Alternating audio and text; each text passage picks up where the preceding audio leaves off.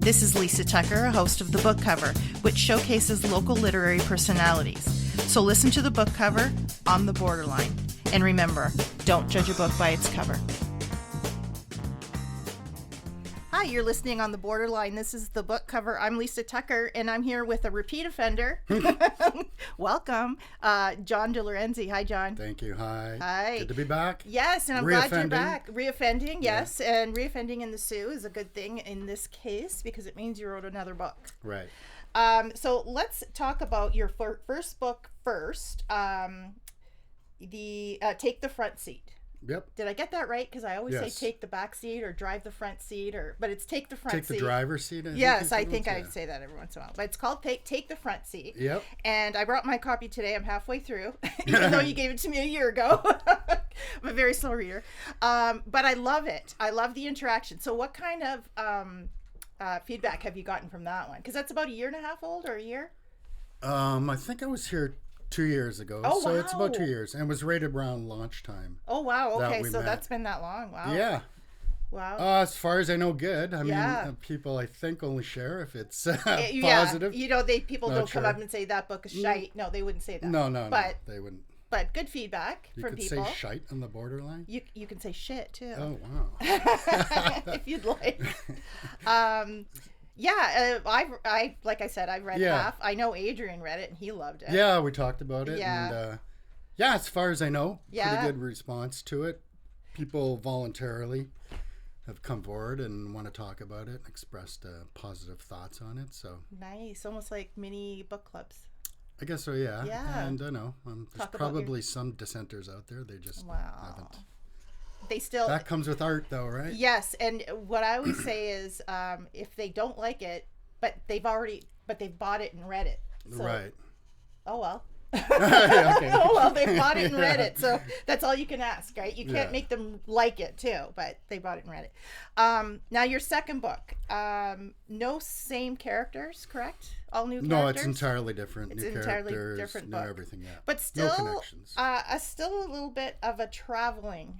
It's topic. Well, what I kind of realized part way through the second book is I like to write about little groups of people going on some sort of traveling misadventure or I didn't set out to do that intentionally, but just kind of ended up like that again, like a traveling book. Yeah. Because traveling book, but also kind of a few main characters and a few strong secondary characters right there with them. And for your first book, it's about a group of people that ride share back and forth between Ottawa and Toronto. Right. And we get to know all of the people in the car eventually, their home life, how they interact with the other car riders, I guess. Right, yeah. And now you did do ride shares. So that's sort of, because when you were on last time, you said that's sort of how you came up with that idea, because you experienced the ride shares. Right. So how did you come up with this idea, The Search for Ezekiel, which is your second book that's out now, correct? It's we're going to print it up in about a week or so. Okay, so it's almost, like imminent. Yes, almost ready. It's called The Search for Ezekiel, and Ezekiel travels in this as well. Ezekiel doesn't. Oh, he doesn't. No. There's a search. Oh, I'm sorry. Sorry, it's okay. Yes, you're right. So your main character is searching for Ezekiel. Yes. And it's an accident the way this book starts. So tell us about how it sort of starts.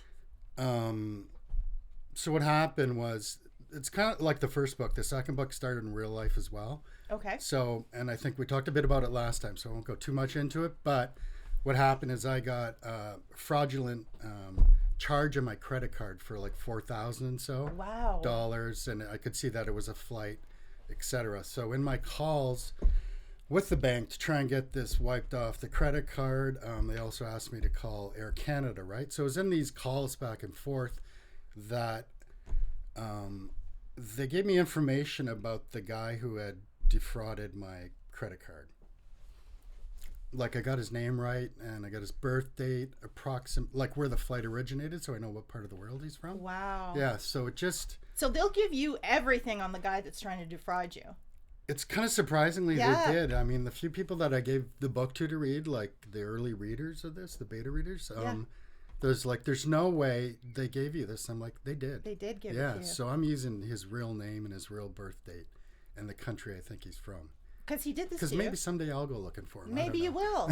Well, you know what's funny about that? My husband just had a similar situation where he saw $100.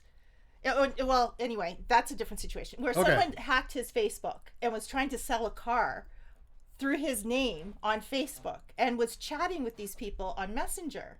Oh. And when we went to do security and two-way authentication and all this stuff, it showed us the phone numbers that the fraudulent person was accessing his Facebook from. Okay. And where they were from.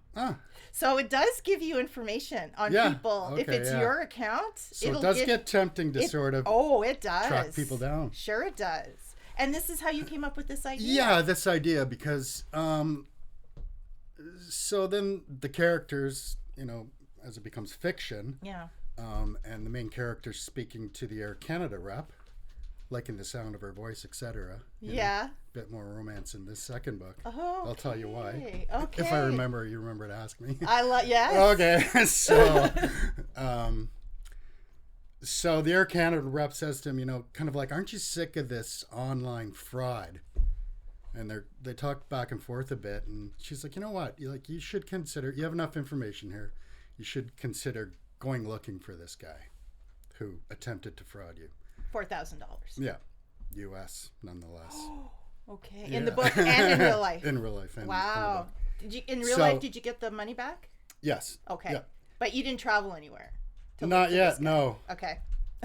Not yet. So the character's kind of like me in that, not his full character, just he's a bit nervous to go there by himself. He likes the idea of, I need to challenge myself and go do something I wouldn't normally do. Yeah. And, you know, I have a bit of time, bit of money to go. But he's too afraid to go by himself. So he assembles a small crew of people, one of which is, he convinces the Air Canada rep to come with him. Very cool. Yeah, because of her, you know, knowledge of the world, being in the industry and stuff. And he figures he should assemble a small camera crew, because that's what protects you when you go into foreign lands, I guess, where you're not as comfortable. And so, anyway, so we have a group of 4, all entirely different from one another. Of course. And they set off to find Ezekiel. And where do they go? Or can you tell us without ruining the story? Absolutely. Or so where in the world do they go? They're on their way to Benin, which is a country, or the Republic of Benin, just west of Nigeria. So in the flight over, there's a storm in Benin, so they get rerouted to Nigeria. So they end up in Lagos for a few interesting days before they move on to Benin. Very cool. Yeah. And how did you pick these locations? They're the actual ones. The flight paths, like Air Canada told me the flight paths. So wow. Yeah, so the guy actually, Ezekiel Azuta, if you're out there. Ezekiel, shame on you. If you're listening, we're going to find you. Might be a great book for John, though. Joke's on you. So there's actually, he booked a flight from Benin to, you know, via Germany onto Canada. And then this is real life. And a day later, he rebooked it, and it departed from Nigeria. So it's only like 3 hours away. Right. Like the capital of Benin. It's actually Benin. And Lagos, Nigeria. So because in real life, Ezekiel booked it from 2 different locations, I don't know for sure where he is. He's in this region. Okay. So it kind of helps a bit that the flight got rerouted and delayed in Nigeria. So that's so cool. There's a chance to look from there. So you kind of used this real life situation as a blueprint. Yeah, just sort of as a starting point. As an outline. Yeah. Just to get the book going. And at what point in this real life situation did you stop and say, this is a book? Was it all afterwards when you were telling people about the situation, or were you in the situation? No, I didn't know right away that I was going to turn this into a book. I think it was just after telling people about it. And, you know, with each passing year, there's just more and more online fraud. There's so many ways to get frauded these days. Mm-hmm. And you don't, as long as it gets wiped off your credit card, you kind of forget about it. Mm-hmm. But I don't know. Here's one guy who says, no, screw that. Yeah, I can say that. You can say screw this. Yeah. I'm going to go look for this guy. Yeah. Not alone. I'm going to bring Well, and this is really in the news right now. I just saw on the news, it must have been last week, where these people are going around with these devices in their cars. And these devices have like whatever radar, so they can drive down the street and pick up all the information or infiltrate phones from both sides of the street. Either plant something where you have to click or do something like that. So they were finding that these people were driving down all these streets. Now, not so much in the Sioux. I don't know if it's happened in the Sioux. Right. But it did. I did see it on CTV News. Okay. Where this is happening. And my husband, funny thing with his, where he was just sort of hacked, was his message to me. I guess this guy sent everybody on his list a message. But his message to me didn't show up. Instead, what showed up is, you need an updated version of Messenger, click here. So I did not click there. No, I did not click there. So I think my husband clicked there. Oh. See, that's what they tried. Happened, yes, right. And that's how they try to do that. Oh, yeah. And then another situation, see, it's all over. People will be able to relate to this story so well. Mm-hmm. Another situation where my husband was on his bank account, and he was going to I think he was selling something, a car part or something. And this guy asked for his e-transfer address, so his email address. Yeah. Somehow, the guy, it didn't work, so the guy said, here, I'll send you a link. So my husband, not being tech savvy, follows the link. Now this guy is in his bank. My husband goes to his computer now. He's trying to figure out why he can't send this guy, or why this guy can't send him an e-transfer. He sees $2,000 being removed from his bank account at that moment. So, you know what?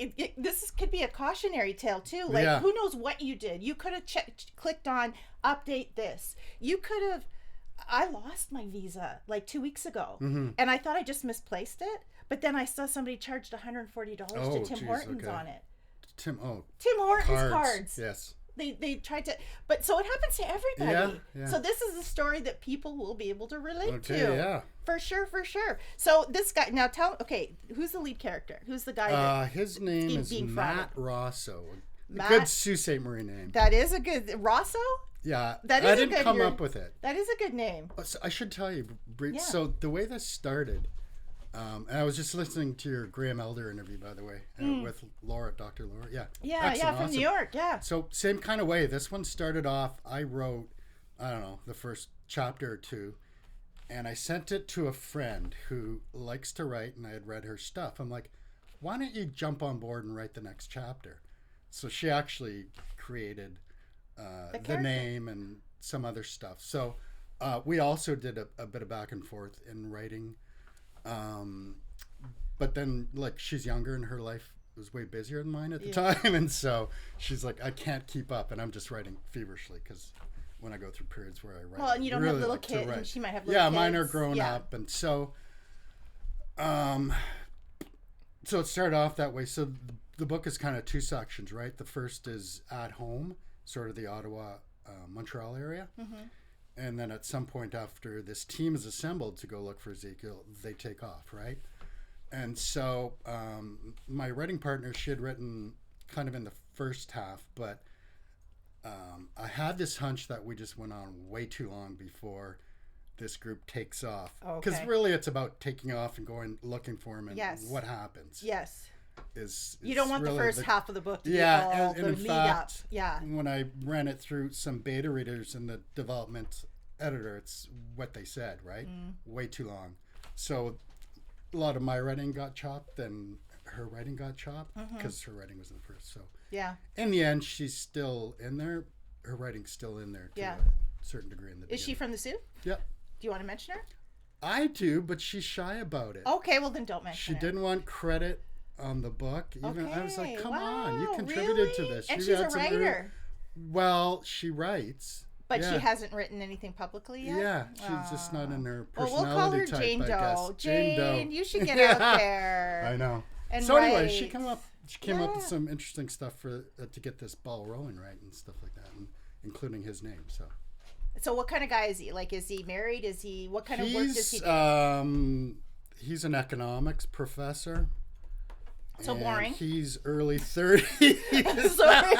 So I keep on relating it to Walter Mitty. Sorry. That's why. Because he was what we this. talked about earlier. Yes. Yeah. I before we started recording. That one, didn't you? Yeah. Okay. I did like it. Yeah. Before we started recording, I told John that I really thought, like, when I read the summary, I haven't read the book yet because it's not out, but when I read the summary, it really reminded me of The Secret Life of Walter Mitty. This boring guy. He's not married. He only has his work. He's just an in-office guy, and he goes off and travels to.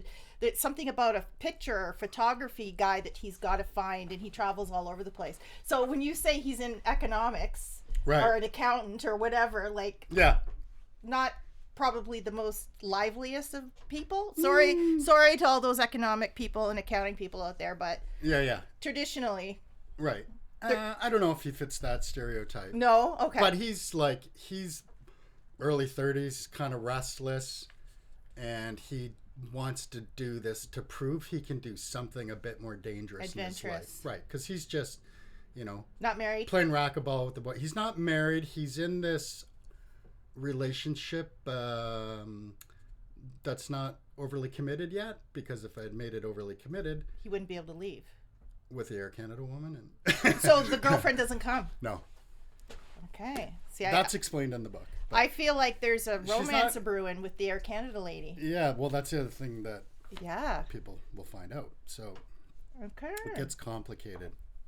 It sounds awesome. Yeah, so I'll tell you one thing, and I don't know if we talked about this before, but I worked with this developmental editor after I did my first draft, right? And so, you know what they do? They kind of look at the whole story, and they talk about the story itself and where you spent too much time, where you didn't spend enough time. They don't do any copy editing or anything. Just holes in the plot. Holes in the plot, or you should pursue this part of it. It's much better. Chop out a ton from the beginning. So at one point, she goes, well, most of your readers are women. I go, no, I don't know that. How does she know that? I go, how would I know that? She goes, because something like 70 to 75% of readers of adult fiction are women. Okay. So I did an informal survey of friends and relatives, and she's about right. Yeah. Not a lot of guys after university still read novels, right? No, you're right. That's right. It kind of informed me in terms of okay. What perspective to write in. Yeah, and in fact, this book, so the other thing too, when I get the beta readers, the early readers, I pick people not like me. Number one, I'll pick more women than men just to get their perspective. Yep. Different walks of life. Because you've got the men's perspective. You want somebody else's. I do, yeah. As far as I know. Yeah. Well. Yeah. How are you going to have anything else, right? I know, yeah. So I have a cousin who has lived for many years in the academic and arts world in Toronto. Very free-thinking, liberal type person. So I'm like, here, can you read this to me? You know what she said? Not enough page time for women. That's what she said about my first book. I'm like, well, the two main characters are guys, so the secondary characters are women, right? So I was going into the second novel, I'm very conscious of this. And so there are two lead characters. One is male, one is female. And I write from their point of views roughly equally. You feel a bit like a phony at first, writing from the point of view of the other gender. I was just gonna say, how do you I write. Yeah. I write as a woman because I don't know how to write as a man. I don't even know if I've ever tried, because how would I do that? How do you do that? How do you do that? I really don't understand how we all have that feminine and masculine in us. Right. But how do you exercise, I don't know how I would exercise that masculinity, that confidence, being able to walk down the street and not be afraid, or being able to take a cab by yourself and not be afraid. How do you, I couldn't grasp that. Yeah. How do you grasp because being a woman is a lot of times is being helpless or being afraid or how do you do that?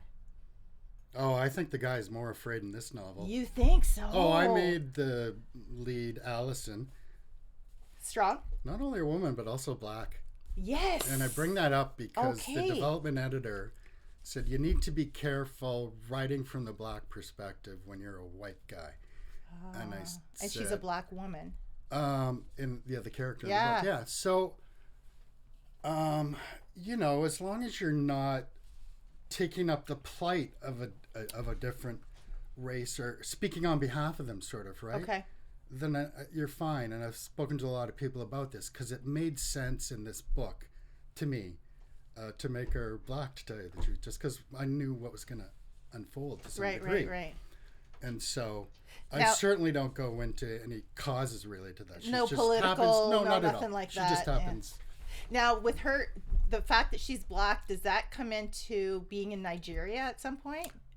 In small, funny ways. Okay. Yeah. I could see that. Yeah. I could see that happening. Yeah. In certain ways, she helps in situations. Yeah. Where it's just culturally way outside of Matt Rosso's norm. And, And, you know, and the other characters very cool. are a bit diverse too. But at any rate, so you learn as you go, right? And so writing from the female perspective, like I said, you feel like a bit of phony at first, but it's like anything, you practice and you get feedback from other people. Women. Okay, does this sound like something a woman would say or an emotion she would feel or how she would handle the situation? And no objection so far. So did your significant other read it? No, not yet. Oh, okay. I want to hear her perspective. She hasn't read the first one. What? Marsha. That's Rat terrible. it out on the radio. I'm ratting you out, Marsha. Read the book, damn it. Well, okay. She's busy fixing things around the house that I can't. I'm not able to. Because you're busy writing. Yes, we have. Right? Yeah. Reading's not really her thing. Novels, she'll read some here and there. But she has many other interests and strengths. I like Marsha. Yeah. She's fun. Yeah. Now, do you have the same publisher as the first book? Yep. Yeah. It's the same. It's Tagona. Right. Yeah. So Tagona Press, which is locally here, Brian Davies. Mm-hmm. Now, you said you had a developmental editor. Yep. Do they offer that, or do you have to go out and search that? We didn't even talk about that the second time through. I like going out and finding my own. Okay. So I went with the same copy editor, and which is her strength, and she's awesome at it. And she had recommended this developmental editor who lives in Poland, actually. Wow. Yeah. So she's, I think, Middle Eastern background, lived in New Jersey for years, moved to Poland. Very suitable for this story. Worldly, yeah.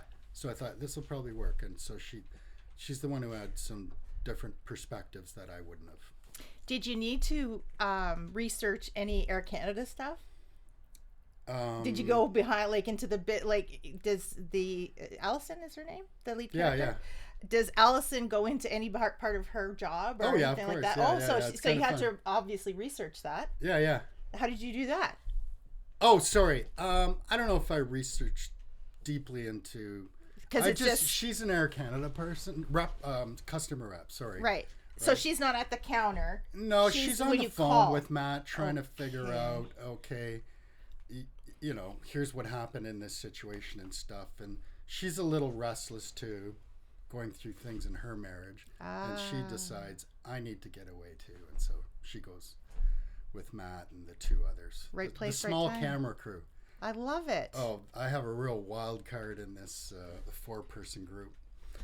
Okay, I can't wait to read it. Okay, yeah. I'm more excited to read that one than I was to read this one. Well, you know what? Like the first book, which I really like, and it was my first, it's harder for me anyway, to describe what that book's about. This book is just kind of more linear in terms of what happens, right? Because there's a beginning, there's probably a climax somewhere, and then there's an end. Yeah. And it's like, it's very defined on what's going to happen in this book. They're going to look for this person. You don't know what's going to happen along the way. Right. Obviously, or in fact, if they even find them. I was just going to ask you that. You don't want to tell us? Well, I can't tell you that. Did you ever find, like in real life, did you ever find them? I never went yet. But I don't know. Never... I'm still like, I don't know.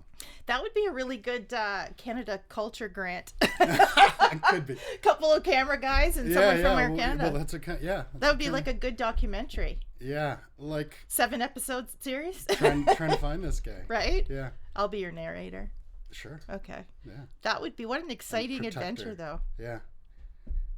So I don't know. I made the decision to stick with his actual name and birth date and all that stuff, just in case it somehow leads somewhere. It could happen. Right. What if this is out and some guy in Nigeria picks it up because he's visiting wherever?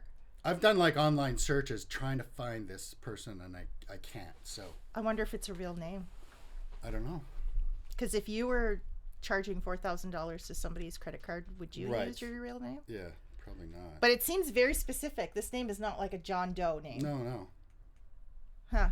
Nobody with the last name? Or is there like, I mean, it was a while ago that I tried to do the search, and How long ago did the fraud happen? February 14, 2017. Valentine's Day. The book was actually, like, when we met 2 years ago, the first draft of this book was done. Okay. And then a year, right? Editing and it takes a long time. Other stuff, right? Yeah. It takes a long time. And then waiting to go in a queue for a little while. Yeah. Because they've released a lot of stuff. So, they are busy right now, yeah. So we got together last night and mapped out a plan and discussed marketing. Because we didn't really do online marketing last time, like through Amazon and stuff. There are a number of things you can do to attract readers. Sure. So we talked about that. So we have more of an online plan this time around. Yeah. Yeah, they've got more of they're sending more people to even just the Tagona website. Yeah. They're getting out there more. Every book that they publish, they're getting another group of readers, like, because they publish nonfiction, fiction, poetry, a whole bunch of photo books. Yeah. And they publish so many things that they're getting all these readers from all these different demographics and interests, right? So people are going to eventually, hopefully, especially in our area, if they want to buy a local book, go to Tagona Press. Right. Something just popped up in my head, and I was thinking about Tagona Press. What was I thinking about? Oh, I wanted to ask you about Fresh Eyes. Oh, yeah. Yeah, so because you're one of the authors in Fresh Eyes. And so Fresh Eyes is a book that's being put together by Tagona Press. And there's a committee. I'm on the committee. There's a 5-person committee. And we asked photographers first to go out and take pictures within a certain border of Sault Ste. Marie within a certain time. And then we picked photos that we liked. And then we gave those photos to literary people, writers like yourself, and asked them to put some sort of writing. It could be a caption. I think it was under 200 words. I can't remember. It was very short. Yeah, it was a very short. So 200 words, I think, sounds about right. But you read yours at the launch the other night at the library, and I loved the way you did it, because you talked about the picture. But in your little blurb that you wrote, you mentioned all these things that were like significant to the Sioux. You listed names. You listed, you know what I mean. You the three chairs picture. Yes, and you mentioned all these things that were significant to the Sioux historically, right? Which I love, because that's what this book is supposed to be. Yeah, for. I had that in mind as like, okay, if this book is going to carry on for years and represent the city, you know. Like they said, you could, as a writer, pick your photographs, and you didn't know who took the photographs. That's right. It was all blind. And you could submit. I think they said a few. It was a bit vague. I understood it to be 2, so I wrote 4. I did 4. Yeah. Well, I did 2 serious ones, and I thought, okay, these 2 have a chance of being selected. I wrote one that was a throwaway one, just like a jokey one. Yeah.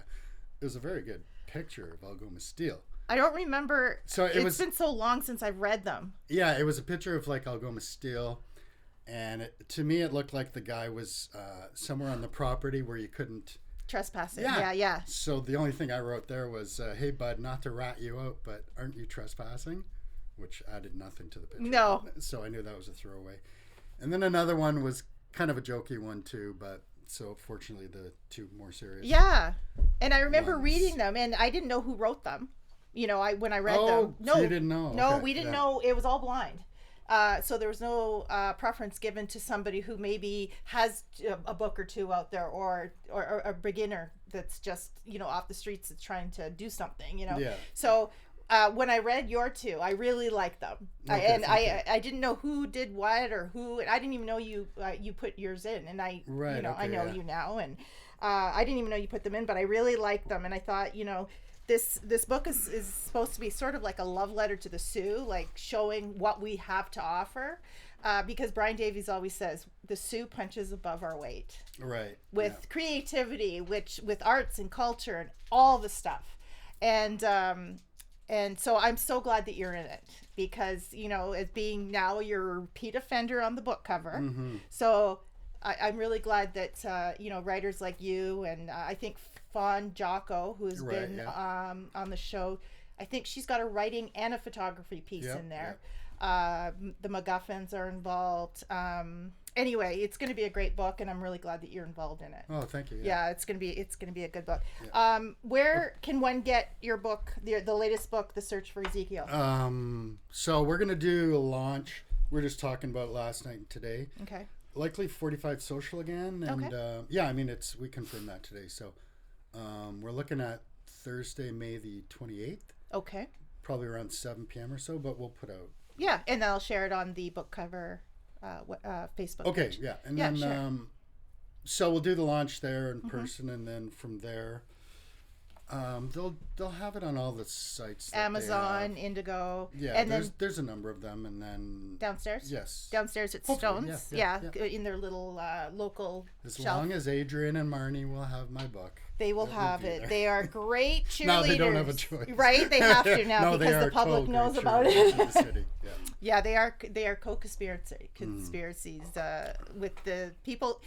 They do such great stuff with the arts. So I have to give a shout out to Adrian and Marnie. Woohoo! Yeah. Anyway, John, thanks so much for coming on for the second time, and I hope there's a third. Is there something in the works already? Yeah, there's 15,000 words in the third one. Okay, well, when that comes out, you're gonna have to let me know. Yay. Thank you. Repeat offender. Yeah. We've been talking with author John LORENZI about his recent book, The Search for Ezekiel. Get that book where you can, where fine books are sold. You've been listening to The Book Cover on The Borderline. I'm Lisa Tucker, and remember, don't judge a book by its cover. Hi, this is John LORENZI, local author in Sault Ste. Marie, Ontario. I'm in at The Borderline online radio and just completed an interview with Lisa Tucker on her podcast, The Book Cover. Thank you, Lisa. I have 2 books out now. The first was Take the Front Seat. The second book, which is available now, is called The Search for Ezekiel. It's available at tagonapress.com, Amazon, and many other online book sites. Hope you enjoy it.